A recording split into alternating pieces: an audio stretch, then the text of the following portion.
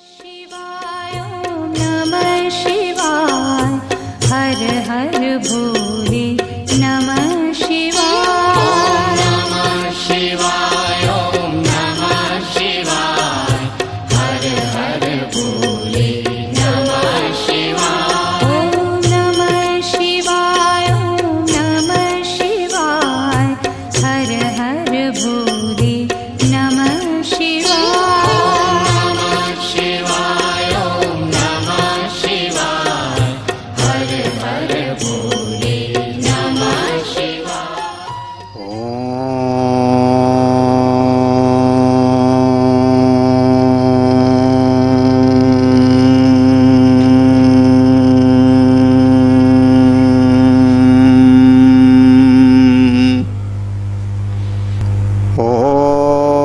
सहना भवतु सहनो भुनक्तु सह वीर्यं करवावहै तेजस्विनावधीतमस्तु मा विद्विषावहै। ओम शांति शांति शांति। शंकरं शंकराचार्यं केशवं बादरायणं सूत्रभाष्यकृतौ वन्दे भगवन्तो पुनः पुनः। ईश्वरो गुरुरात्मेति मूर्तिभेदविभागिने व्योमवद्व्याप्तदेहाय दक्षिणामूर्तये नमः। सदाशिवसमारम्भां शङ्कराचार्यमध्यमाम् अस्मदाचार्यपर्यन्तां वन्दे गुरुपरम्परां। श्रुतिस्मृतिपुराणानाम् आलयं करुणालयं नमामि भगवत्पादं शंकरं लोकशंकरं। मंत्र पढ़ते हैं सवेरे वाले। यथा दर्शे तथात्मनि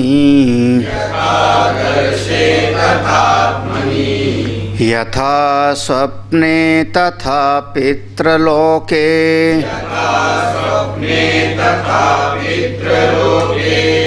यथाप्सु परिव ददृशे तथा गंधर्वलोके छाया तपयोरिव ब्रह्मलोके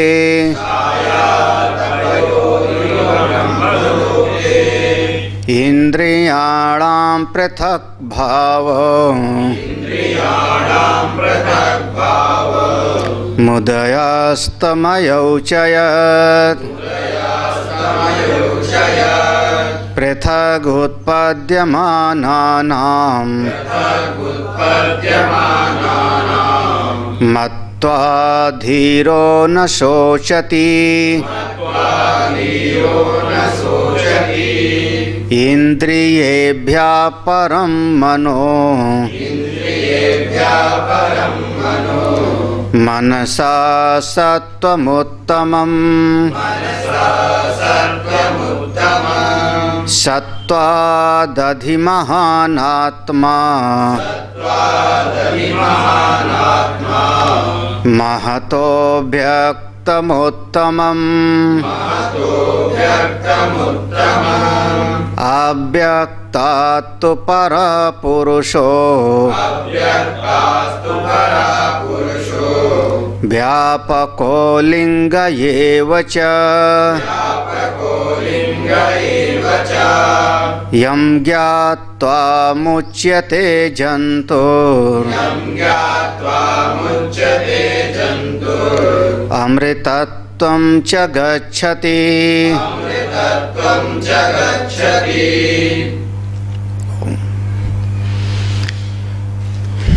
परमादरणीय स्वामी जी को वंदन। सभी भक्तजन संतजन सबको नमन। इस मानव देह में अपने स्वरूप का दर्शन बिल्कुल स्पष्ट होता है, साफ साफ होता है। अंतःकरण स्वच्छ है, बिल्कुल शांत है, और जब अनुभव करना चाहे ठीक तरीके से प्रमाता, प्रमेय और प्रमाण का व्यवहार होगा तो स्वरूप की अनुभूति हो जाती है।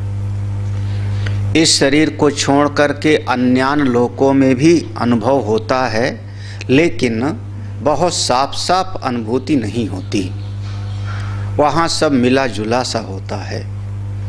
ब्रह्मलोक है, ब्रह्मलोक में भी अनुभव होता है बिल्कुल स्पष्ट साफ साफ, लेकिन ब्रह्मलोक की प्राप्ति ही बहुत दुष्प्राप्य है, कठिन है। इसलिए साधक के लिए उपदेश यही हुआ कि पूरी तरह से यहीं पर प्रयत्न करना चाहिए। इसी शरीर में रहते हुए आत्मज्ञान के लिए प्रयत्न करना चाहिए। कैसे जाने अपने स्वरूप को, उपाय क्या है? तो छठी जो ऋचा है उसमें उपाय बताया। जो हमारा यह देह है ये तो बिल्कुल साफ साफ है कि इसी 5 महाभूतों के मिश्रण से बना, और चूंकि कार्य है तो कार्य किसी न किसी दिन अपने कारण में जाके लीन हो जाता है, तो ये शरीर भी अपने कारण 5 महाभूतों में लीन हो जाएगा। ये तो बिल्कुल साफ साफ दिखाई पड़ता है। इस शरीर के भीतर जो इंद्रिय आदि है, सूक्ष्म शरीर, उसको भी समझो कि मेरे आत्मा से वह पृथक है। कैसे पृथक है? क्योंकि यह 5 महाभूतों के द्वारा उत्पन्न हुआ और अपना इसका प्रयोजन खास है। इंद्रियों का प्रयोजन आत्मा को जानना नहीं है, इंद्रियों का प्रयोजन ब्रह्म तत्व को धारण करना नहीं है। इंद्रियों का प्रयोजन है अपने अपने विषय को ग्रहण करना। कान है शब्द को ग्रहण करेगा, नेत्र है रूप रंग को ग्रहण करेगा। तो ये अपना प्रयोजन सिद्ध करते हैं, ब्रह्म तत्व को ये पकड़ नहीं सकते। तो इंद्रियों की उत्पत्ति का, इनके कारण का, इनके प्रयोजन का अगर ठीक ठीक कोई समझ लेवे तो इंद्रियों से भी मैं परे हूँ, उसके भी परे।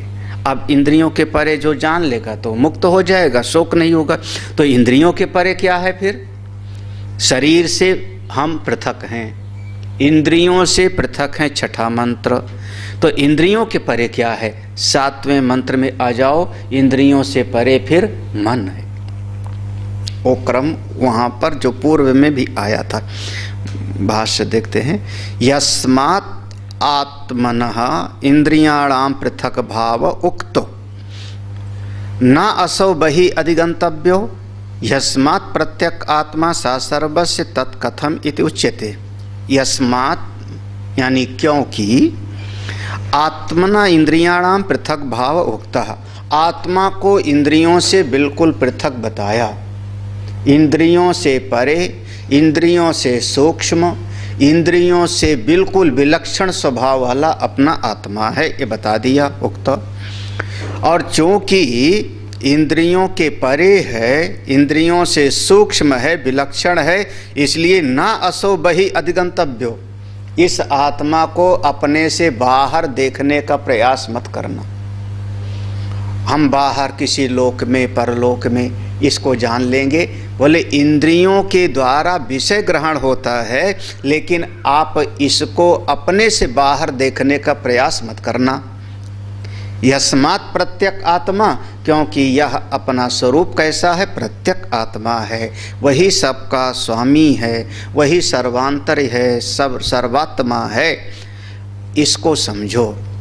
प्रक्रिया वही है, पहले वाली प्रक्रिया यहाँ पर याद कर लो। पहले वाले में बस एक थोड़ा सा अंतर था, इंद्रियेभ्यः परा ह्यर्था। वहाँ ऐसा था इंद्रियों से विषय श्रेष्ठ हैं, परे हैं, और विषयों से परे मन है। तो यहाँ इंद्रियेभ्य में इंद्रिय और विषय दोनों को एक साथ ले लो। यहाँ जो मंत्र में इंद्रियेभ्य है, इंद्रियेभ्य परम मनः, तो इंद्रियों में, क्योंकि इंद्रिय और विषय दोनों एक दूसरे के अन्योन्य पूरक हैं। इंद्रिय है तो विषय की सत्ता का बोध होता है, विषय है तो इंद्रिय की सत्ता का बोध होता है, इसलिए इंद्रिय और विषय दोनों से परे मन है। मनसः सत्वम उत्तमम, मन से परे बुद्धि है। यहाँ सत्वम का अर्थ है बुद्धि, वहाँ पर था, वहाँ पर किसी को याद है, वहाँ पर इंद्रियेभ्य पराह्यर्थाः अर्थेभ्यश्च परम मनः, मनसस्तु परा बुद्धि, बुद्धेरात्मा महान पर, महता परम अव्यक्तम, अव्यक्तात् पुरुषः परः, पुरुषान्ना परम किंचित, सा काष्ठा सा परागति। ये पूरा मंत्र याद रखना चाहिए। तो वहाँ पर कहा था मन के परे बुद्धि है। यहाँ मन से श्रेष्ठ सत्वम उत्तमम, तो यहाँ सत्व मतलब बुद्धि, उससे श्रेष्ठ बुद्धि है। सत्वाद अधि महान आत्मा, तो सत्वात्मा ने इस बुद्धि से श्रेष्ठ कौन है? वह महत्तत्व जो पहले बताया था, महत्तत्व, महान आत्मा यानी महत्तत्व। और महता अव्यक्तम उत्तमम, उस महत्तत्व से श्रेष्ठ कौन हो गया? अव्यक्त। महत्तत्व माने हिरण्यगर्भ, हिरण्यगर्भ से श्रेष्ठ हो गया सबका बीज अवस्था, कारण अवस्था कौन? अव्यक्त। अव्यक्तात् तु परः पुरुष, अव्यक्त से परे परम पुरुष है। कैसा है परम पुरुष? वहाँ पर कहा था वही परम गति है। यहाँ ऋषा कहती है व्यापकः, वह सर्वव्यापक है परम पुरुष। अलिंग एवचा, उसका कोई पहचान नहीं, उसका कोई लक्षण नहीं। बस इतना समझो कि श्रुति के द्वारा बताए मार्ग से जो उसको जान लेवे, उस तत्व को जो कोई भी जान लेवे, ज्ञात्वा जान करके वह मुच्यते, समस्त संसार बंधन से छूट जाता है कोई भी जीव। और अमृतत्वम च गच्छति, अमृतत्व को प्राप्त कर लेता है। जो उस आत्मा को जान ले वो समस्त सुख दुख आदि सबसे मुक्त हो करके और अमृतत्व को प्राप्त कर लेता है।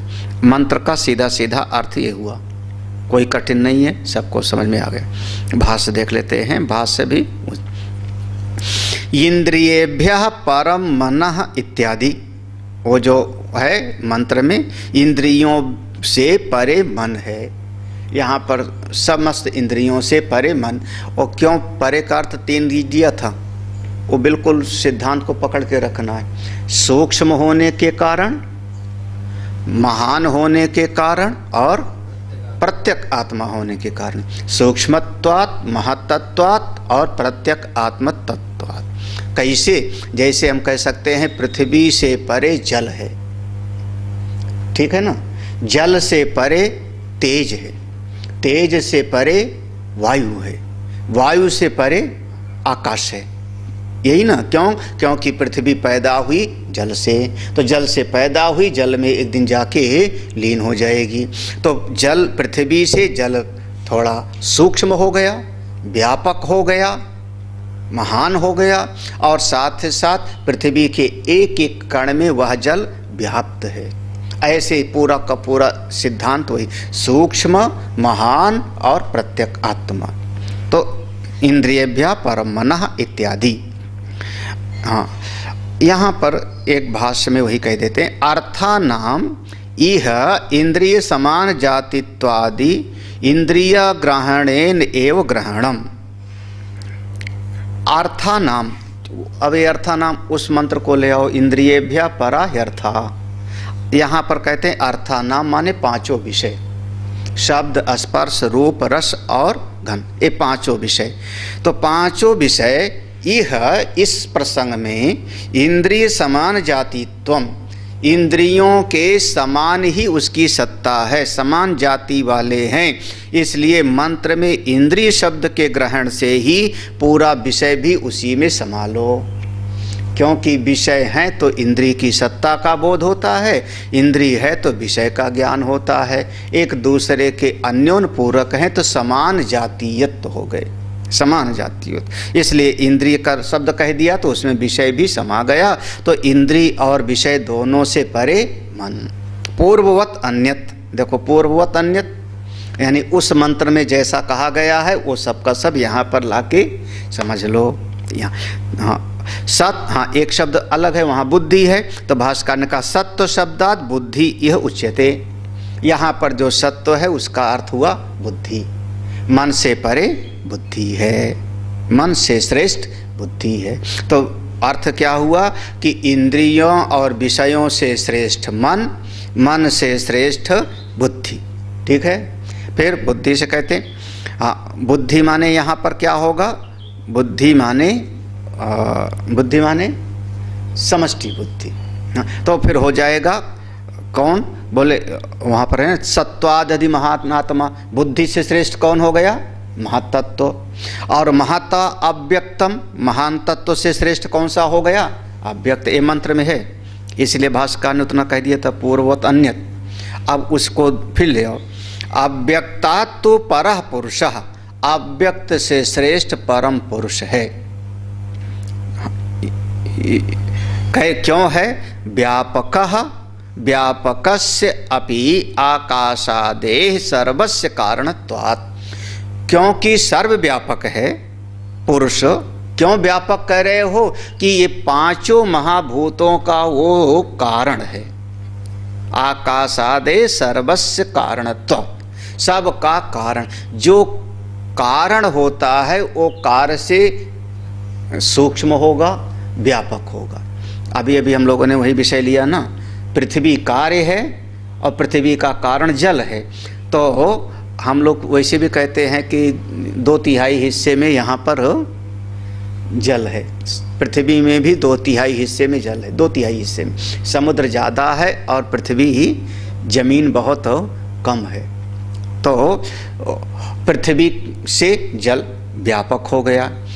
अच्छा, जल का कारण कौन हो गया, अग्नि तेज, तो उससे वो व्यापक हो गई। तेज का कारण हो गया वायु, तो वायु और ज़्यादा व्यापक हो गया। वायु का कारण आकाश, तो ये चारों महाभूतों से व्यापक हो गया आकाश, सूक्ष्म भी।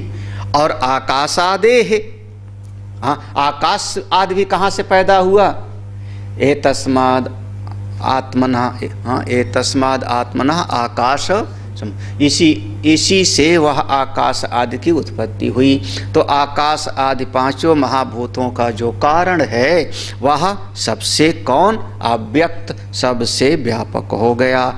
तो अव्यक्त से भी व्यापक हो गया। इस अव्यक्त को यहाँ पर थोड़ा सा जो है, जो मंत्र में है अलिंग, अलिंग शब्द पर थोड़ा आनंद गिरी जी ने यहाँ वैशेषिक दर्शन का खंडन किया।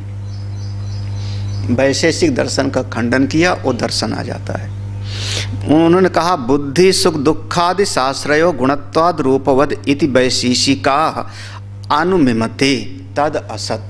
ये आनंद गिरी जी ऐसा कहते हैं कि उन्होंने कहा कि वैशेषिक दर्शन में ये कहा कि आत्मा है, तो आत्मा है तो उसकी पहचान बताओ।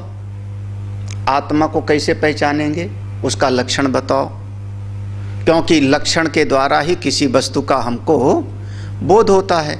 तो लक्षण बताइए। तो वैशेषिक दर्शन में ये कई लक्षण गिनाया, उसमें बुद्धि सुख दुख काम संकल्प ऐसे ऐसे सब कहा ये आत्मा का लक्षण है। हम चेतन हैं, जीवन है, इसका लक्षण है। तो जब अगर इसका लक्षण उन्होंने मान लिया तो फिर क्या हुआ, उन्होंने कहा ये सारे जितने हैं अपने आत्मा पर आश्रित हैं। बस यहीं पर मतभेद हो गया, क्योंकि आश्रित हैं तो आश्रय और आश्रित का भेद हो जाएगा, फिर वो आत्मा से कभी भी जुदा नहीं होंगे। इस बात का यहाँ पर खंडन किया। कह रहे हैं वैशेषिक वाले मत वाले इस बात को आश्रय मान लेते हैं कि आत्मा पर आश्रित हैं और इनको लिंग मान लिया। और यहाँ पर शास्त्र में लिखा अलिंग, यानी आत्मा का कोई लक्षण लिंग नहीं, किसी भी गुणों के द्वारा किसी भी शब्द के द्वारा उसको जाना नहीं जा सकता। क्यों?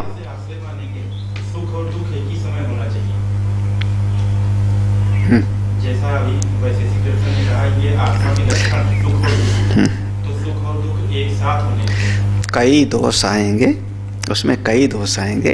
शास्त्रयत्व मात्र साधने, देखो शास्त्राश्रयत्व मात्र साधने, अगर आपने शास्त्रय माना कि ये सारे के सारे आत्मा के आश्रित रहते, तो सिद्ध साधनत्वात् मनस एव कामादि गुणवत्त श्रवणाद आत्माश्रयत्व कल्पने च निर्गुणत्व शास्त्र विरुद्धत्वात् आत्मना सह बुद्ध्यादे अविनाभाव अग्रहणाचा बुद्ध्यादि नात्मलिंगम, एक अविनाभाव हो जाएगा। अविनाभाव समझे कि नहीं? अविनाभाव माने जैसे कहते हैं घट बिना मिट्टी के नहीं रह सकता, घट या वस्त्र पट बिना कपास के नहीं रह सकता, ठीक है ना। तो इसमें क्या हुआ, घट पट आदि में अविनाभाव है, किसका? मृत्तिका का, मिट्टी का, उसके बगैर नहीं रह सकता। तो ये दोनों का एक अन्योन जो है संबंध हो जाएगा। अगर आपने कहा कि ये बुद्धि में जो सुबुद्धि सुख दुख मन इत्यादि काम संकल्प, इसकी श्रुति भी है, तो ऐसा अगर आप मानते हो कि आत्मा पर आश्रय है, तो फिर ये आत्मा के साथ हमेशा जुड़े रहेंगे, और जिस क्षण ये बुद्धि सुख दुख आदि नहीं होगा तो आत्मा की सत्ता को भी आप निषेध कर दोगे, क्योंकि लिंग यही है पहचानने का, लक्षण यही बात आपने यही लक्षण बताया। तो लक्षण का निषेध कर दोगे तो फिर आप धीरे धीरे शून्यत्व में प्रवेश कर जाओगे। हम क्या कह रहे हैं कि आत्मा के ऊपर ये सब कल्पित है, आश्रित नहीं है। ये हमारा जो है मत है। हमारा मत है कि आत्मा पर काम संकल्प हृदय द्रि बुद्धि चेतना सुख दुख ये सब के सब आत्मा पर अध्यस्त है, ठीक है ना, विवर्त। वो क्या कहते हैं, आत्मा पर आश्रित हैं। बस ये फर्क है, और उस बात को यहाँ पर खंडन करते हैं। वो आनंद गिरी उसका खंडन करते हैं, तुम्हारी बुद्धि ज़्यादातर उसी में क्यों जाती, घटाकाश मठाकाश में। सीधे सीधे जो है अपना आत्मा निर्गुण है, निराकार है, बिल्कुल किसी का आश्रय वो नहीं बनता। इसीलिए अलिंग एवचा, उसका कोई लिंग नहीं है। हाँ चलिए जी, तो हाँ भाष्य में है ना, अव्यक्तात् तु परः पुरुषः व्यापको व्यापकस्य अपि आकाशादे सर्वस्य कारण। सारे पांचों महाभूतों का कारण है, सबका अधिष्ठान है, इसलिए व्यापक है। अलिंगो, मंत्र में अलिंगो है, तो उसको कहते लिंग्यते गम्यते एन तत् लिंगम। ये है लिंग की परिभाषा। जैसे हमने कहा शिवलिंग की पूजा हमको करनी चाहिए, तो लिंग माने क्या? बहुत सारे समाज में उसको एक गलत भाव में उसके जो है चर्चा कर लेते। हाँ, तो लिंग का अर्थ क्या है, अब यहाँ पर परिभाषा लेना। लिंग्यते गम्यते एन, जिन लक्षणों के द्वारा हम उस लक्ष्य की पहचान करते हैं। लिंग्यते, लिंगते माने लक्षणों के द्वारा उस लक्ष्य को पहचानते हैं जिस लक्षण से। गम्यते, जो जो चीज़ों के द्वारा उस तत्व को हम जान लेते हैं वही उसका लिंग हो गया। जैसे आम पका है, कैसे पहचाना? पका आम है, पीला पड़ गया, यही ना, पीला पड़ गया, पीला हो गया तो आम पक गया। तो आम के पके होने का जो लिंग क्या हो गया? उसका पीलापन, ठीक है। रसगुल्ला पक गया, आपकी कढ़ाई में रसगुल्ला बिल्कुल पक गया, कैसे पहचाना? पहले वो किसी और रंग का था, आपने उसको खौलते तेल में डाल, तेल में बनाया कि घी में? हाँ, उसमें डाला और कुछ देर उसको आपने जो है भूना, उसका पक गया। पहचाना कैसे? बोले उसका रंग बदल गया, उसका रंग बदल गया, वह थोड़ा काला काला सांवला पड़ गया। हमने कहा बस बस अब इसको इसमें से छान लो, इसमें से बाहर निकालो, सीरा में डाल दो। तो वो जो लक्षण पहचाना आपने उसके रंग आदि से, वो क्या हो गया? वो उस चीज का हो गया लिंग। जिस चीज के द्वारा हम जानते हैं, जिस चीज के द्वारा हम, जिस लक्षण के द्वारा लक्ष्य को जानते हैं, उसी का नाम हुआ लिंग। लिंग्यते गम्यते एन तत् लिंगम। जैसे शंकर जी के मंदिर में गए तो शिवलिंग पर हमने जल चढ़ाया, तो वो लक्षण है उस परब्रह्म परमात्मा का। क्या है? वह जो शिवलिंग है उसका कोई प्रारंभ और अंत नहीं होता। ढूंढो कहाँ से शुरू, कहाँ पर अंत। हाँ, रेखा होती है तो आदि अंत है। वो गोल सा शिवलिंग है, उसका आदि और अंत कहाँ है? बोले कहीं नहीं है।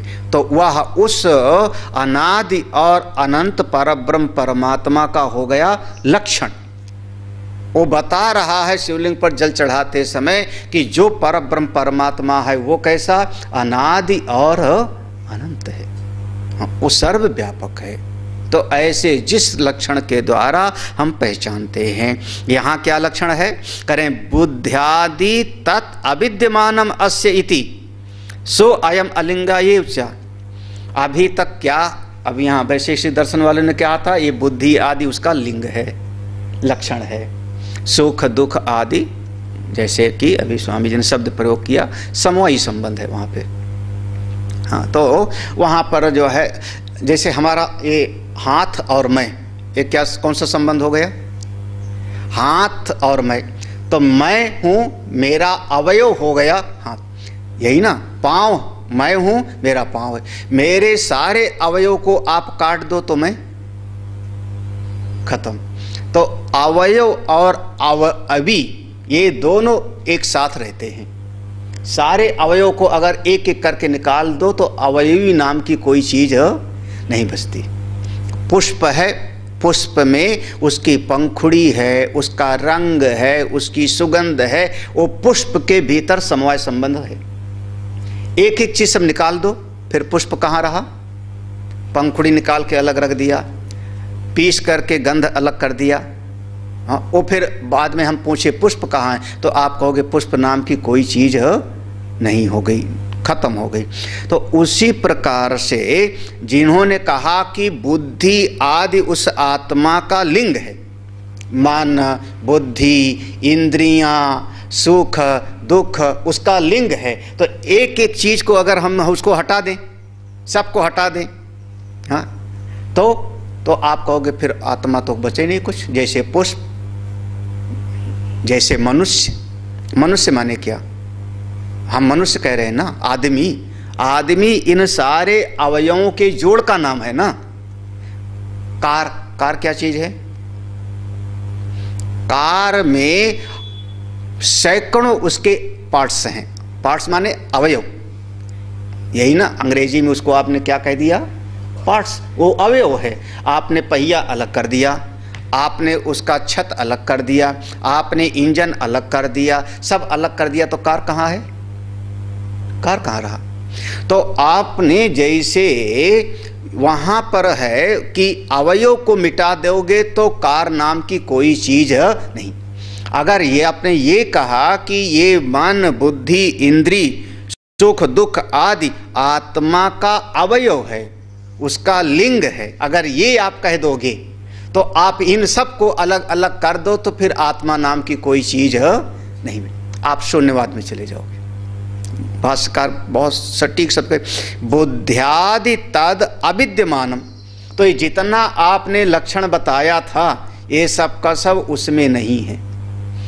आत्मा में ना मन है, वहाँ कोई समवाय संबंध नहीं, ना मन है, ना बुद्धि है, ना इंद्री है, ना आपका मिट्टी जल आदि है।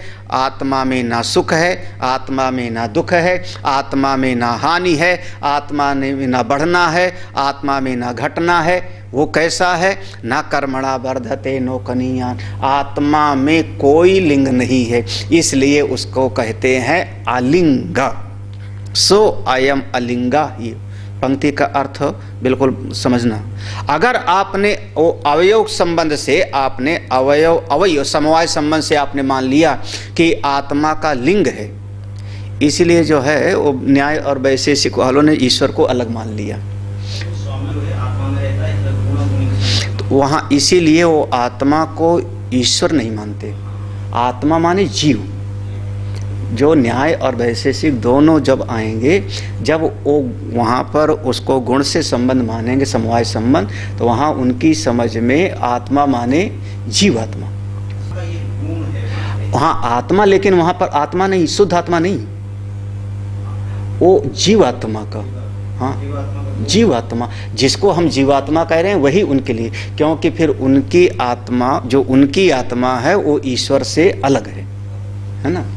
वो फिर वो आत्मा को सर्वव्यापक कहाँ मानते हैं? तो फिर उनका तो वही, जिसको हम चिदाभास कह रहे हैं जीवात्मा, जीवात्मा का फिर समवायी संबंध हो जाता है। तो अलिंगा एव, हाँ क्या हुआ, कठिन लग रहा है? थोड़ा सा श्रुति है, फिर तो अलिंगा एव च, तो वहाँ पर वो समझना पड़ता है। इसीलिए फिर कहेंगे सबका दुख अलग अलग है ना, एक दुखी है, एक सुखी है, एक रागी है, एक द्वेषी है, तो सबका वो कहाँ पर आएगा? वहाँ पर आत्मा का भाव ही बिल्कुल अलग हो जाता है। चलिए, भाष्यकार ने साफ साफ लिख दिया, सर्व संसार धर्म वर्जित इति एतत्, संसार के सारे धर्मों से बिल्कुल वर्जित अपना आत्मस्वरूप है, बिल्कुल सबसे बिल्कुल। अलिंग माने अपनी आत्मा का कोई लिंग नहीं, उसका लक्षण नहीं है, लेकिन जानना है तो कैसे? तो वही नेति नेति के द्वारा, निषेध मुख के द्वारा, जो जो आपके चित्त में लक्षण बैठा हुआ है उसको सबको नेति नेति करते चले जाओ। शरीर नहीं, इंद्रिय नहीं, मन नहीं, बुद्धि नहीं, फिर महत्त्व नहीं, अव्यक्त नहीं, सब का सब जब आप निषेध करते चले गए तो जो सत्ता बची परिशेष न्याय से, परिशेष न्याय न जो बाकी बचा उसी को हमने स्वीकार कर लिया, वही अपना स्वरूप है। कैसे जान सकते हैं? अब मंत्र में जो नीचे की पंक्ति में है, यम ज्ञात्वा, वहाँ कहते हैं यम ज्ञात्वा आचार्यतः शास्त्रतश्च मुच्यते जंतु अविद्यादि हृदय ग्रंथि भी जीवन एव पतिते अपि शरीरे अमृतत्वं च गच्छति। यम ज्ञात्वा, जिसको जान करके, कैसे जाना? आचार्यतः शास्त्रतश्च, पूरे भगवान भाष्यकार का जहाँ भी पढ़ोगे आप ये दोनों शब्द बार बार पाओगे, शास्त्रतः आचार्य, शास्त्र और आचार के द्वारा ही ये विद्या हृदय में बैठती। मुच्यते, मुच्यते माने मुक्त हो जाते हैं जंतु जीव, किससे? अविद्या आदि हृदय ग्रंथि भी जीवन, अविद्या आदि हृदय ग्रंथि से छूट जाते। अब वही तीन शब्द ले आओ, अविद्या, कामना और कर्म, वो हृदय ग्रंथि से छूट जाते हैं। कब? कब? कहते हैं जीवन एव, जीवन एव, जीवित रहते रहते ही, इसी शरीर में रहते रहते अगर शास्त्र और आचार से ज्ञान प्राप्त कर लिया तो जीवित रहते रहते ही अविद्या, कामना, कर्म तीनों से छूट हो गए। जब छूट गए तो जीवन मुक्त हो गए, जीवन एव। अच्छा, पतिते अपि शरीरे, जब ये शरीर छूट गया, प्रारब्ध शरीर का खत्म हो गया और शरीर जो है छूट गया, तो अमृतत्वं च गच्छति, फिर तो वो अमृतत्व को प्राप्त कर लेंगे, फिर तो अमृतत्व को प्राप्त कर लेंगे। तो जब तक ये शरीर रहा तब तक जीवन मुक्त, और शरीर छूट गया तब पूरी तरह से कैवल्य पद की प्राप्ति हो गई। पर हाँ, विदेह मुक्त, अपने स्वरूप में मुक्त, बस दोनों तरीके से बढ़िया। सो अलिंगः परः अव्यक्तात् पुरुषा इति पूर्वेण एव संबंधः। सो अलिंगः, वह परम पुरुष जो पहले कहा था ना, सा परागति, सा काष्ठा सा परागति, तो कह रहे हैं सो अलिंगः, वह परम पुरुष जिसका कोई लक्षण नहीं है, सबसे परे, अव्यक्त से परे है, वह परम पुरुष है, वही परम गति है। इसको आप पूर्व के संबंध से समझ लेना चाहिए। जब इसको जान लेगा वो जीवन मुक्त हो जाएगा। और इसमें जैसे यहाँ पर दो शब्द प्रयोग किया ना, जंतु तम यम ज्ञात्वा मुच्यते, ये अविद्या, कामना, कर्म की ग्रंथि से छूट जाता है। नंबर एक फल हुआ, प्रयोजन। दूसरा हो गया, जब शरीर छूटेगा तो वह मोक्ष को भी प्राप्त कर लिया, अब उसका दोबारा जन्म नहीं। 2 और तीसरा कह दिया जब तक जीवन रहेगा मत्वा धीरो ना शोचति, फिर उसके जीवन में शोक नहीं होता। ये उसका पूरा का पूरा फल हो गया। अब यहाँ पर कहते हैं कथम तरही अलिंगस्य दर्शनम उपपद्यते इति उच्यते। बार बार इस बात को कहा था पश्यति। पश्यति माने देखता है। कहाँ पर कहा? कई जगहों पर कहा।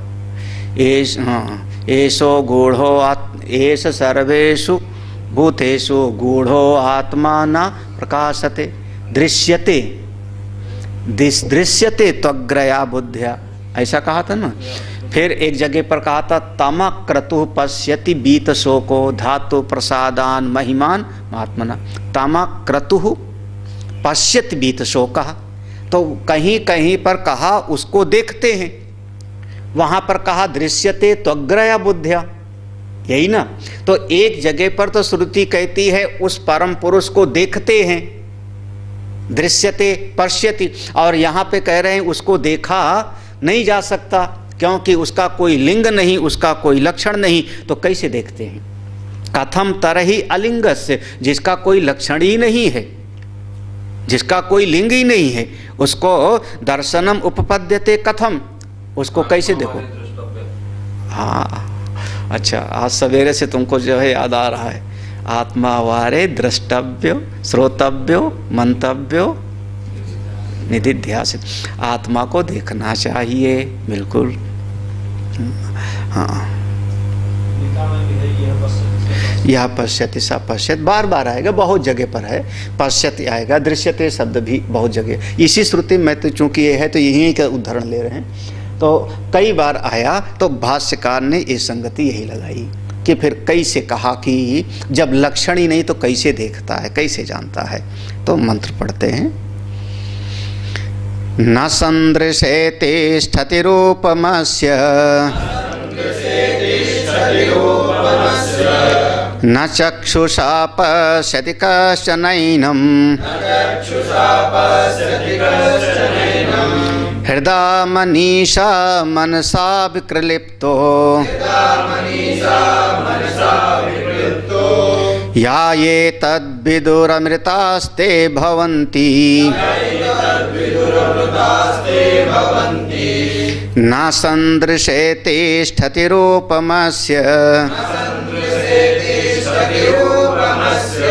न चक्षुषा पश्यति कश्चनैनं हृदय मनीषा मनसा विक्लिप्तो या ये तद्विदुरमृतास्ते भवन्ति।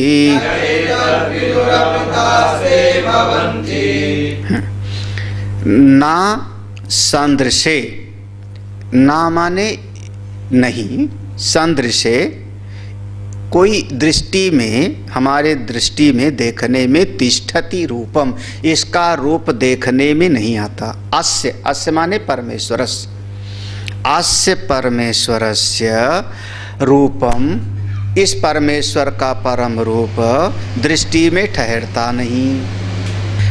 तो ना संदृश्ये तिष्ठति रूपम अस्य, अस्य रूप, इस परमेश्वर का कोई रूप, कोई आकृति दृष्टि में नहीं आता, क्योंकि उसका कोई आकार ही नहीं।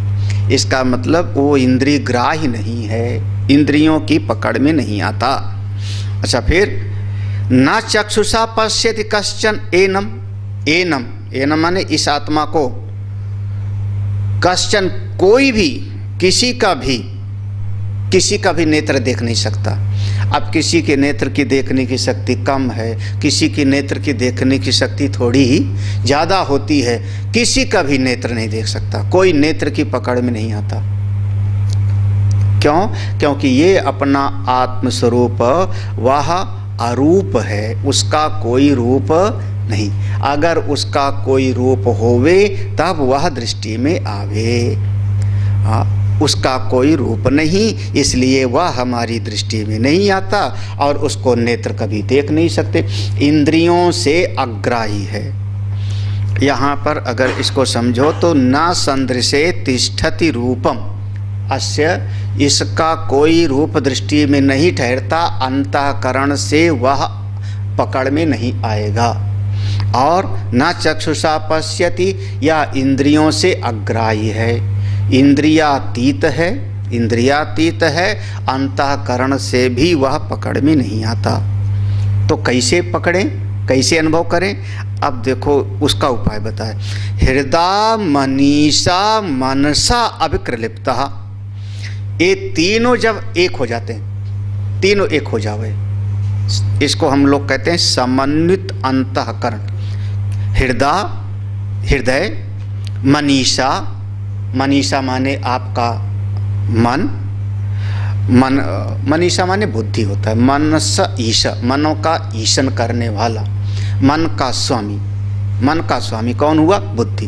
तो हृदय, बुद्धि, मनसा, मन, ये तीनों अभिक्लिप्ता, अभिक्लिप्ता यानी जब ये तीनों जाकर के एकीभूत हो जाते हैं तब एतद् विदुः, इस आत्मस्वरूप को देख सकते हैं। और जो देख लिया अमृताते भवन्ति, वह अमृत स्वरूप हो जाते।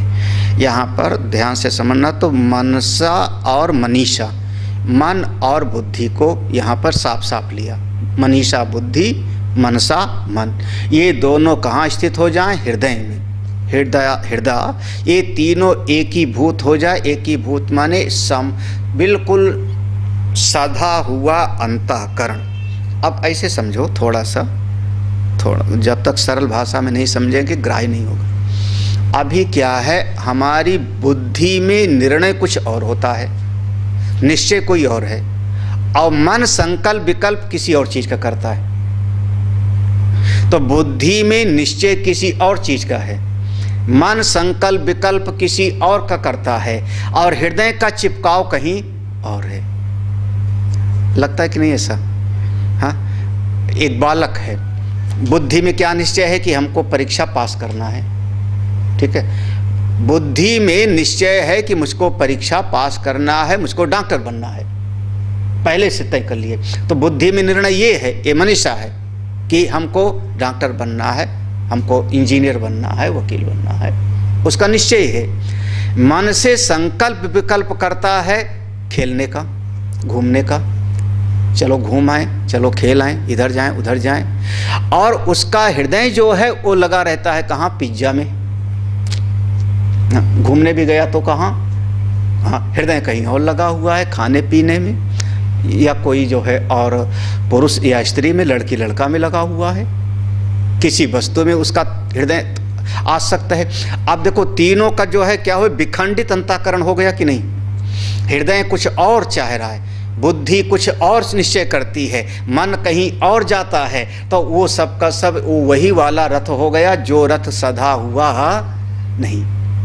कैसे पहुंचेगा? हाँ, हमारा जिससे हृदय जुड़ा हुआ है, जिससे प्रेम है, उसी को पाने का बुद्धि में निश्चय हो, और मन उसी का संकल्प विकल्प करे।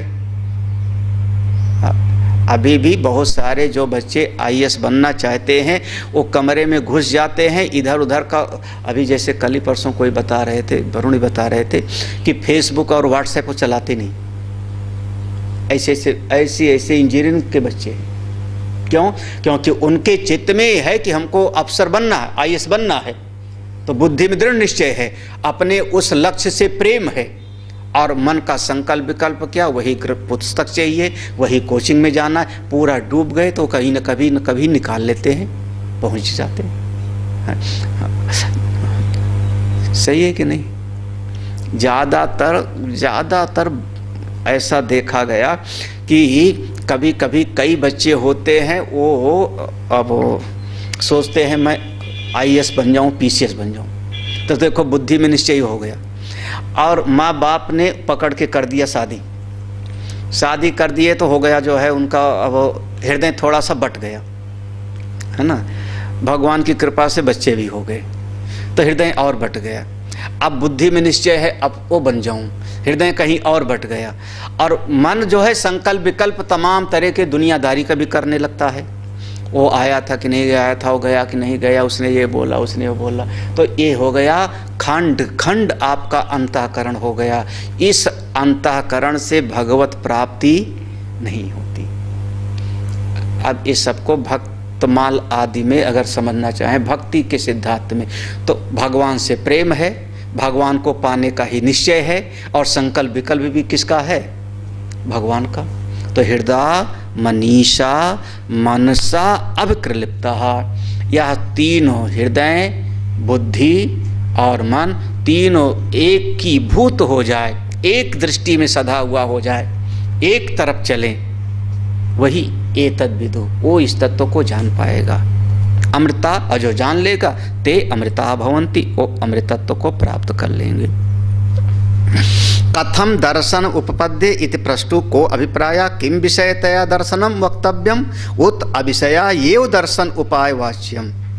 अरे भाई, परमात्मा का दर्शन होगा तो कैसे? जैसे आज तक हम कोई विषय का दर्शन करते थे ऐसे, या किसी और तरीके? भगवान भाष्यकार देते हैं, देखना, ना संदृशे, संदृश्य का अर्थ किया संदर्शन विषय, न तिष्ठति प्रत्यक आत्मनो अस्य रूपम, अस्य प्रत्यक आत्मनो रूपम, अपने इस प्रत्यक आत्मा का, जिसको अभी कहा कि वही परम पुरुष है, सा काष्ठा सा परागति, तो अस्य प्रत्यक आत्मनः, अपने इस प्रत्यक आत्मा का कोई रूप संदर्शन विषय न तिष्ठति, वह नजर में देखने में नहीं आता। आपको वह विषय के जैसे उसको आप नहीं जान पाओगे।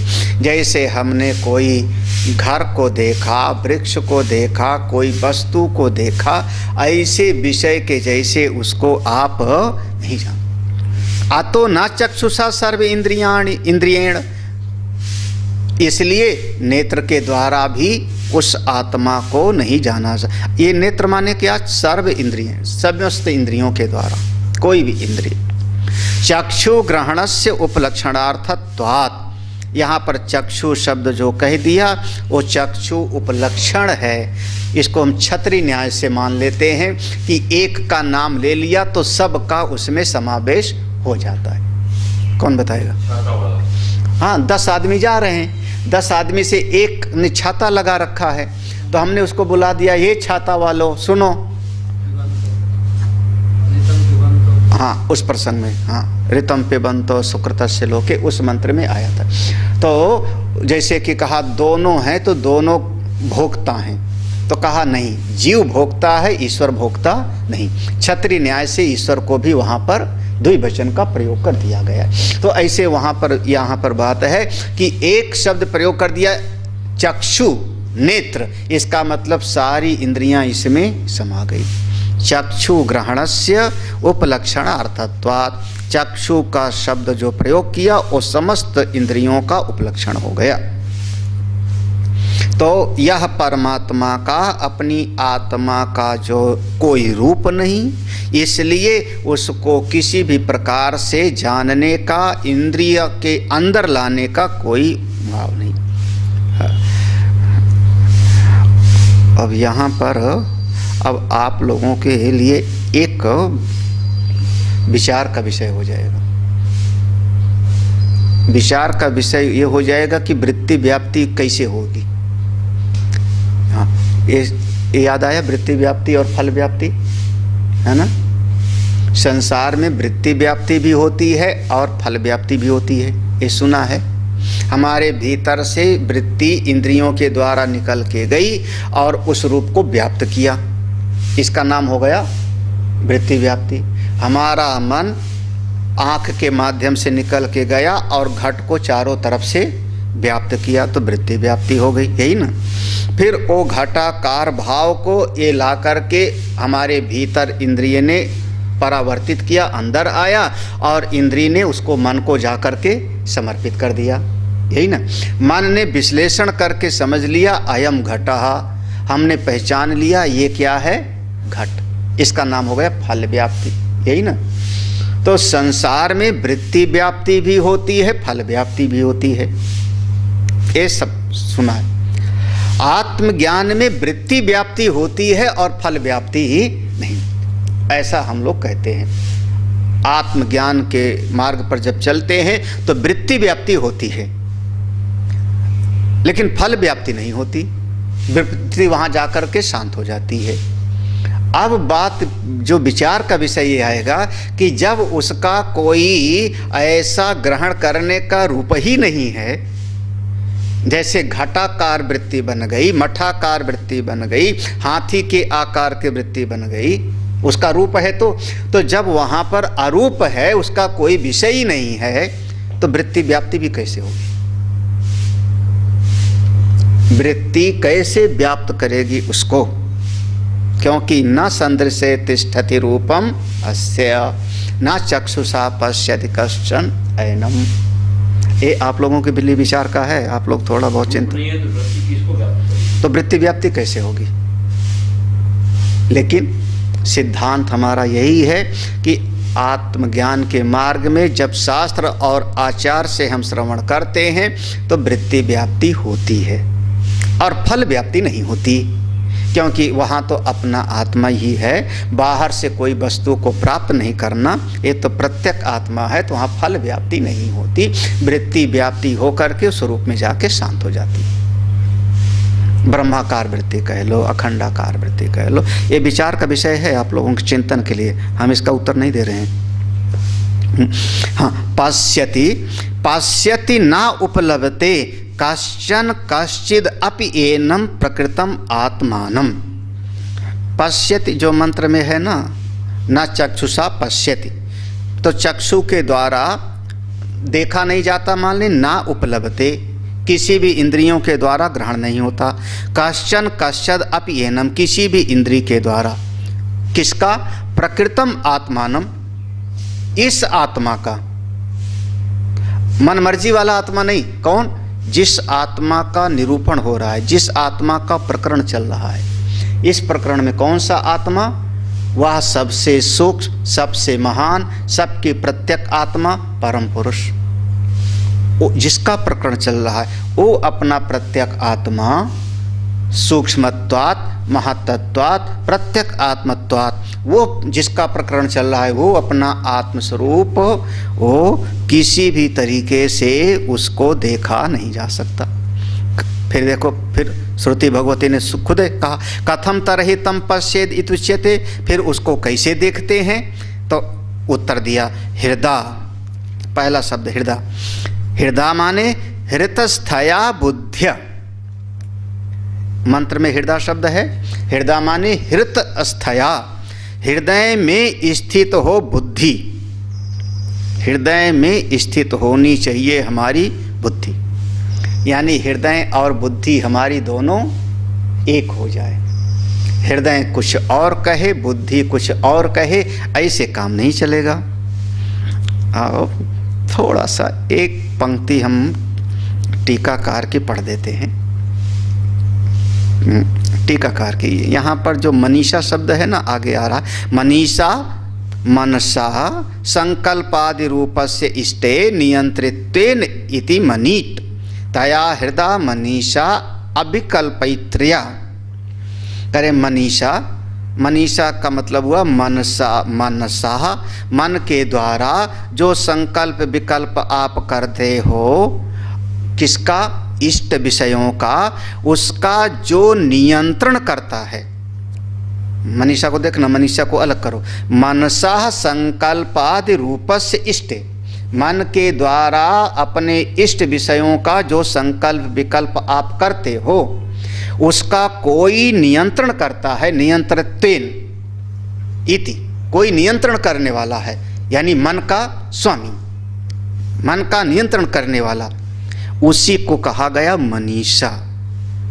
यह जो धातु है वह मनस होगा, उसमें प्रत्यय लगता है, तो मनीट तया हृदय, वह मनीट से मनीष बनता है, और हृदय मनीषा अविकल्पैत्रय्य, या हृदय में बुद्धि हमारी जाके विराजित हो जाए, उसमें कोई विकल्प और ना रहे, इधर उधर की विकल्प की बातें ना हो। अब देखो एक दो पंक्ति मैं पढ़ता हूँ, ध्यान से थोड़ा समझना। हाँ, उसमें नहीं लिखा है, बस श्रवण करोगे तो। बाह्य करण ग्राम उपरमे अपि यदा मनो विषयान संकल्प्यते तदा मुमुक्षो बुद्धि तस्य नियंत्री भवति। बाह्यकरण एक मुमुक्षु है, साधक है, जिज्ञासु है, जो कहता है मैं ब्रह्म तत्व को पाना चाहता हूँ, मुझको मोक्ष चाहिए, सुख चाहिए। अब चल पड़ा साधना के मार्ग में, तो साधना के मार्ग में चला तो बाह्यकरण जितनी भी इंद्रियां आदि हैं, इनको कोशिश करता है अपनी तरफ खींचने के लिए। यदा संभरते चायम, तो बाह्यकरण ग्राम उपरमे अपि, तो इंद्रियों को तो लिया उसने रोक, आंख को आदि को। उसके बाद मनः विषयान संकल्पते, उसके बाद ये मन कुछ न कुछ अपनी घुड़दौड़ शुरू कर देता है। क्या है वो? इंद्रियां, ये वो आया ना गीता जी में कि इंद्रियों को रोक करके जो मन से संकल्प विकल्प करता रहता है, इंद्रियार्थान विमूढ़ात्मा मिथ्याचारा सा उच्यते, है ना, नीचे की पंक्ति है। तो कर्मेंद्रियाणि संयम्य, हाँ, कर्मेंद्रियाणि संयम्य या आस्ते मन शासन, तो इंद्रियों को रोक लिया और मन से उसकी संकल्प विकल्प शुरू हो जाता है। तो कह रहे मनो विषयान संकल्प, जब मन से संकल्प विकल्प शुरू हो गया दुनिया का, तब तदा मुमुक्षो, तब मुमुक्षु की बुद्धि आगे आती है, और बुद्धि नियंत्री भवति, बुद्धि स्वामिनी बन जाती है, और स्वामिनी बन करके मन को डांटती है। हे मनः किमर्थम त्वं पिशाचवत प्रधावसी, अरे मूढ़ मन, तुम क्यों दौड़ रहे हो इधर उधर? कौन डांटे? बुद्धि। इसलिए मनीषा है। अब ये टीकाकार ने ऐसा बढ़िया लिखा, हे मनः किमर्थम त्वं पिशाचवत प्रधावसी, अरे मन शांत बैठ, हाँ, तुम क्यों दौड़ रहे हो इधर उधर? हाँ, क्यों? कह रहे न तावत स्वप्रयोजनार्थनम, अरे जिस तरफ जा रहे हो तुम्हारा प्रयोजन पूरा नहीं होगा मनीराम। हाँ, हे मनीराम, जहां तुम जा रहे हो जिस चीज को पाने के लिए पा भी जाओगे तो शांत नहीं होगे तुम, तुम्हारा कोई प्रयोजन पूरा नहीं होगा।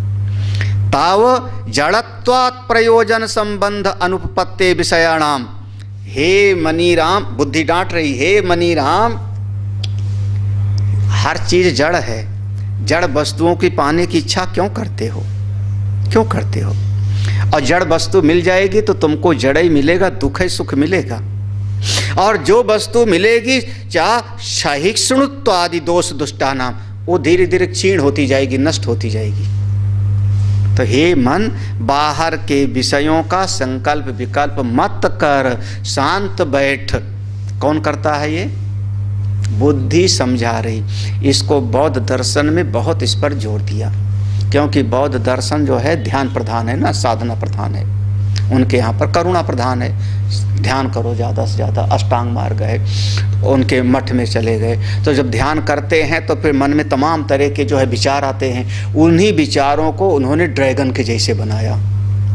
तमाम महात्मा बुद्ध को भी देखो तो यूँ बैठे होंगे तो ऐसे जो है वो बड़ा अजगर के जैसे दिखाई पड़ेंगे ना, बड़े बड़े ड्रैगन जैसे, अजगर जैसे, यूँ चारों तरफ से, मतलब भीतर से वो जो है एक अंतर्द्वंद में, मन के भीतर तमाम तरह की इधर उधर की वृत्तियां आ रही हैं और उनको अपनी बुद्धि से कंट्रोल करना है, उन पर शासन करना है। तो इसीलिए कहा गया मनीषा, बुद्धि। हम भाष्य में आते हैं तो मनीषा मनसा संकल्प आदि रूप से इष्टे, यह जो संकल्प विकल्प आदि मन करता रहता है उसकी स्वामिनी है, इसलिए उसको कहा मनीषा। मनीषा, उसमें बहुत ज़्यादा विकल्प आदि नहीं होना चाहिए।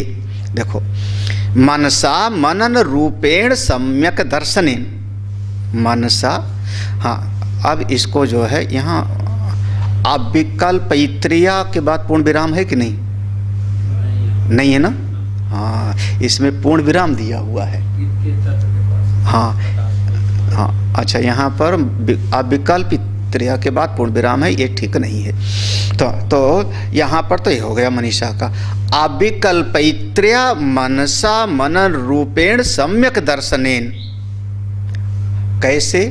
अब इसमें ज़्यादा विकल्प ना हो। विकल्प वही कहते हैं ना, plan A, plan B, plan C, ये मिल जाएगा तो ठीक, नहीं तो वो मिल जाएगा तो ठीक, ऐसा विकल्प ना हो। वह विकल्प रहित मन के द्वारा, विकल्प रहित अविकल्पैत्र्य, विकल्प रहित विकल्प शून्य मनसा मनन के द्वारा जब कोई मनन करता है, चिंतन करता है, तब उसको सम्यक दर्शन होता है स्वरूप का। कैसे? अविक्लिप्तो अभिसमर्थितो अभिप्रकाशित इति एतत्। मंत्र में है अभिक्लिप्तः। अभिक्लिप्ता का अर्थ किया अभिसमर्थितः। वह बुद्धि सामर्थ्यवान हो जाती है। कैसे? अभिप्रकाशित, आपका भीतर वाला उस तत्व का अनुभव करने में समर्थवान हो जाता है। कब? जब मन का संकल्प विकल्प शांत हो जाए तब। तो मन का नियंत्रण करे बुद्धि, और मन और बुद्धि जाके बैठ जावे कहाँ पर? हृदय में। जब तीनों एकीभूत हो जाए तब ऐसा अंतःकरण आत्मस्वरूप को समझने में समर्थ हो सकता है। और अगर यह तीनों में भेद है, बुद्धि कुछ और, हृदय कुछ और, मन कहीं और, इंद्रियां कहीं और, तो वो फिर चाहे जितना कोई उपदेश दे, फिर उसको वह ज्ञान टिकने वाला नहीं। लगभग संसार में यही स्थिति है। संसार में लगभग यही स्थिति है। हाँ, बुद्धि में बात आ जाती है कि नहीं, ज्ञान तो पाना चाहिए, मुक्ति पाना चाहिए, सत्संग श्रेष्ठ है, ये बुद्धि में समझ में आ जाता है। सबको जीवन मिला है मनुष्य का, ये बुद्धि में आ जाता है। लेकिन हृदय जो है वो संसार की तरफ चिपका रहता है, जिसको हम लोग आसक्ति कहते हैं। हाँ, गीता जी में भगवान ने कहा ना, असक्तिर अनभिस्वंगः। कहाँ कहाँ? पुत्र दार गृहादिषु। गोस्वामी जी ने अनुवाद किया, जननी जनक बंधु सुत धारा तनु धन भवन सुहृद पर। तो वहाँ पर हृदय उधर चिपका हुआ है। देखो, हृदय उधर चिपका हुआ है, ये 10 जगहों पर बिखरा है। आसक्ति है। बुद्धि तय कर लेती है कि हाँ, हमको ब्रह्म विद्या चाहिए, ज्ञान चाहिए। हाँ, और मन घोड़े दौड़ाता रहता है। देखो, उसने गाली दे दिया, उसने हमको माला नहीं पहनाई, उसने हमको भोजन का नहीं पूछा, उसने चाय नहीं पूछी, तो मन इधर उठा पटक करता रहता है। और फिर कहते हैं हम सुनते सुनते 15 साल हो गया, टिका ही नहीं, कुछ पकड़े नहीं पड़ा। क्यों? तीनों में क्या हुआ? हृदय वहाँ पर आसक्त है। वो सब गिनाया भगवान ने, घर परिवार देह आदि में, वहाँ आसक्त है। बुद्धि में निश्चय हुआ कि हाँ, ये ज्ञान ठीक है, लेकिन मन चारों तरफ दौड़ रहा है। अब तभी संतों ने कोई भजन गाया ना कि मन की खटपट को मार लो, बस हो गया भजन। ऐसे कुछ है तो ऐसा होवे। अंतिम बात कहते हैं भगवान भास्कर, आत्मा ज्ञातुम शक्यते इति वाक्य शेषः। अरे इसको समझ लो कि जब इस प्रकार से अंतःकरण होगा तो ऐसे अंतःकरण से आत्मा ज्ञातुम शक्यते, आत्मा का अनुभव हो सकता है। इति वाक्य शेषः, उसमें आप इस वाक्य को जोड़ के अर्थ निकाल लो। तम आत्मानं ब्रह्म एतद् ये वितु अमृतास्ते भवन्ति। आप समझे ये कहाँ भगवान भास्कर कह रहे हैं? मंत्र देखना, हृदय मनीषा मनसा अविक्लिप्तः। ठीक है, यहाँ पे, यहाँ से भगवान भास्कर करें ये जोड़ो, आत्मा ज्ञातुम शक्यते। यहाँ पर ये अगर जो लिख मत लेना वहाँ पे वेद, लेकिन ये वाक्य जोड़ लोगे तो पूरा वाक्य बन जाएगा कि हृदय मनीषा मनसा अविक्लिप्तः आत्मा ज्ञातुम शक्यते। और फिर उसके बाद या एतद् विदु, जो ऐसा जान लेगा वो अमृतत्व को प्राप्त कर लेगा। जो ऐसा जान लेगा, कैसा? तम आत्मानं ब्रह्म एतद् ये विदु अमृतात्। तम आत्मानं, उस आत्मा को जिसका यहाँ विषय चल रहा था, वो आत्मा ही ब्रह्म है। आत्मानम ब्रह्म, आत्मा ही ब्रह्म है। उस ब्रह्मात्मय के बोध को एतद इसी प्रकार से ये विदु जो जान लेगा वह अमृत स्वरूप हो जाएगा, प्राप्त कर लेगा। अब तो ये जो कह दिया ये 3 शब्द पर खूब चिंतन करना, हृदय, मनीषा, मनसा, अभिकृता। ये हम लोग जब पढ़े थे तो हम लोगों के चित्त में बैठा था। जैसे तमक क्रतु पश्यति बुत, कभी कभी कोई सिद्धांत बैठ जाता है। ये उस समय से चित्त में बैठा था। एक सूत्र नचिकेता ने कहा था ना, सो भाव मर्त्य दंत कही तत्। हे यमराज जी, जितना कुछ भी दे रहे हो कल तक टिकेगा कि नहीं टिकेगा कोई भरोसा नहीं। वहाँ जो शो भावा था वो शब्द हमारे हृदय में बैठ गया। फिर वो तमक क्रतु पश्यति, वो हमारे चित्त में उस समय जो है उस पर फिर विचार। और यहाँ पर हृदय, मनीषा, मनसा, अभिकृता। हृदय, मनीषा, हृदय में बुद्धि स्थित हो, बुद्धि के नियंत्रण में मन हो गए। जब मन हो गया तो चूंकि अंतःकरण में 2 ही आ गया ना, मन और बुद्धि, तो इसके अंदर का वो भी आ गया चित्त और आपका अहंकार। समन्वित अंतःकरण, बिल्कुल सब ठीक ठाक हो जावे। ऐसा जो समन्वित अंतःकरण से युक्त जो हृदय है, उस हृदय में परमात्मा का अनुभव होता है। भाष्यकार संगत लगाते, साहित मनीट कथम प्राप्यते इति तदर्थो योगी उच्यते। अरे साहित मनीट, या हृदय में स्थित बुद्धि कैसे हो जावे, कैसे हो जावे, इस अवस्था को, इस योग्यता को कैसे प्राप्त कर सकते हैं, इस बात को श्रुति भगवती खुद बताती हैं। इस तरीके से ये 10वां मंत्र मेरा बहुत प्रिय मंत्र है। अनेक बार प्रवचन में भी मैं बोलता रहता हूँ, सुना होगा। हम लोग कल शाम को सुनेंगे, कल शाम को। ओम पूर्णमदः पूर्णमिदं पूर्णात् पूर्णमुदच्यते पूर्णस्य पूर्णमादाय पूर्णमेवावशिष्यते। ओम शांति शांति शांति। हरि ओम। श्री गुरुभ्यो नमः। हरि